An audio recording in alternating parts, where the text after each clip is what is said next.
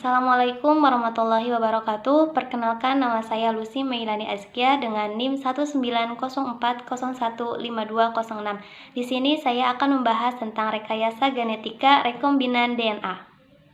Oke, jadi kita harus tahu dulu nih, apa sih itu rekombinasi DNA? Jadi, definisi dari rekombinasi DNA itu yaitu suatu proses alamiah yang terjadi pada virus dan organisme eukariotik yang melibatkan pertukaran dan penggabungan informasi genetik saat tahapan perkembangan sel, yaitu siklus hidup. Rekombinasi DNA juga dibagi menjadi dua, diantaranya itu yang pertama alamiah atau natural.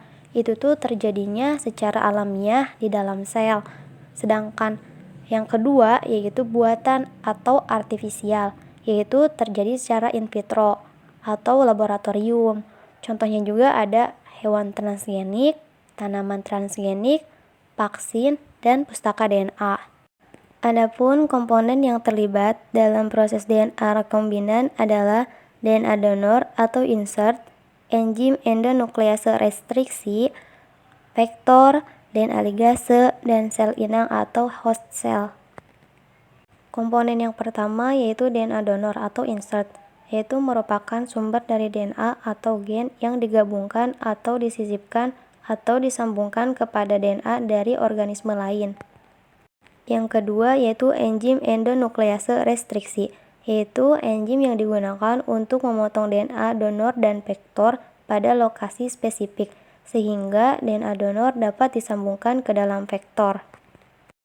Yang ketiga yaitu vektor, yaitu plasmid atau bakteriofag yang digunakan untuk mengintroduksi gen agar dapat ditransport ke dalam suatu sel inang yang cocok. DNA ligase yaitu merupakan enzim yang digunakan untuk menggabungkan ujung sambungan atau splice dari vektor dan DNA donor dan kemudian membentuk suatu vektor rekombinan. Sel inang atau host cell yaitu yang umum digunakan biasanya adalah suatu bakteri atau jamur. Sebelum ke tahapan cloning gen, kita harus tahu dulu ya apa sih itu definisi dari cloning gen. Jadi, cloning gen itu yaitu suatu rangkaian proses untuk menghasilkan sejumlah organisme atau klon yang memiliki informasi genetik yang identik. Adapun tahapan cloning gen yaitu ada 6 tahap.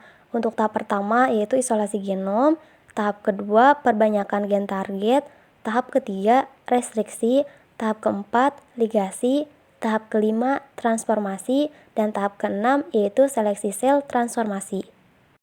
Nah, jadi ini adalah keseluruhan dari tahapan rekombinasi DNA atau tahapan cloning gen.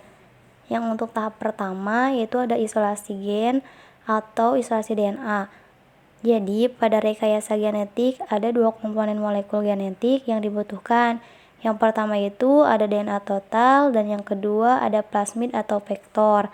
Untuk DNA total itu berasal dari virus, eukariotik, dan prokariotik.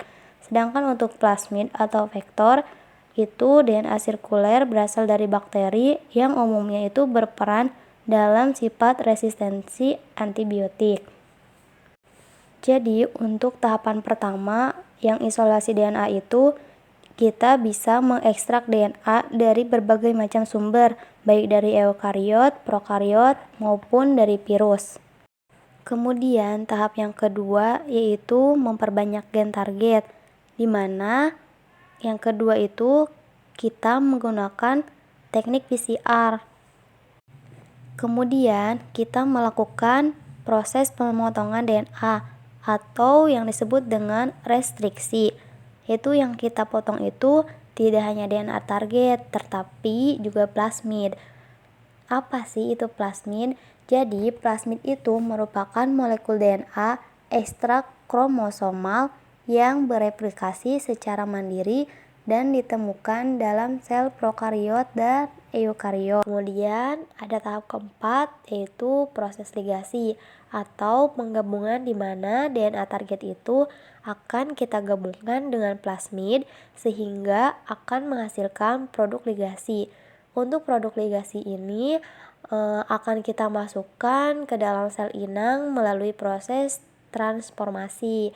Nah, di transformasi ini kita bisa dengan menggunakan elektroforasi, tergantung juga metode yang kita pilih. Kita juga harus bisa mempersiapkan terlebih dahulu sel inangnya supaya pas sel inang itu menjadi kompeten, kemudian lakukan proses seleksi tergantung plasmid yang kita gunakan nanti.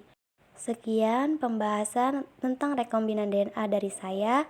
Terima kasih. Wassalamualaikum warahmatullahi wabarakatuh.